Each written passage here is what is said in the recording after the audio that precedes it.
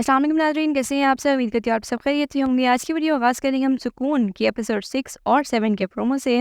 हमदान को एक लड़की चाहती होती है और उससे बेइंतहा मोहब्बत करती है और ये भी ख्वाहिश रखती होती है कि वो किसी ना किसी दिन उससे शादी करे। लेकिन हमदान को उसकी इन जज्बात का अंदाज़ा ही नहीं होता। वो बहाने बहाने से उसको सिग्नल्स देती रहती है कि वो उससे मोहब्बत करती है, लेकिन वो ऐना के इश्क में इस कदर गिरफ्तार हुआ होता है कि उसको कोई भी और नजर नहीं आता। रज़ा ऐना से वादा करता है कि वो जल्द ही अपनी फैमिली को उसके घर भेजेगा शादी के लिए, लेकिन जब ऐना घर पहुंचती है खुशी खुशी तो देखती है उस्मान वहां पर है और वो उसको छेड़ना शुरू कर देता है कि तुम बहुत जल्द ना तो मुझसे भाग पाओगी और ना ही मुझे किसी भी चीज के लिए मना कर पाओगी क्योंकि तुम मेरी बनने जा रही हो। ऐना का बाप अपनी बीवी को बताता है कि हालात को देखते हुए मैंने फैसला किया है कि ऐना और उस्मान की जल्द अज जल्द शादी करा दी जाए ताकि और किसी भी किस्म का कोई मसला ना आ सके। ऐना की माँ ये बात सुन के बहुत हैरान होती है। वो जाके अपनी बेटी को ये सारी बात बताती है, लेकिन ऐना ये बात सुनते ही इनकार कर देती है। कहती है कि वो उस्मान को नापसंद करती है और ना ही उसे शादी करने की ख्वाहिश रखती है। आयमा उसकी बहन उसको तसल्ली दिलाती है कि वो पूरी कोशिश करेगी किसी भी तरीके से ऐना को उसकी खुशियां दिलवाने की, उसके लिए चाहे उसको जो मर्जी कुर्बानी करनी पड़ जाए। वो जाके अपने बाप से बात करती है, कहती है कि ऐना इस शादी के लिए राजी नहीं है और वो लड़का उसके लायक भी नहीं है। लेकिन उसका बाप कहता है कि उसको इस बात से कोई फर्क नहीं पड़ता,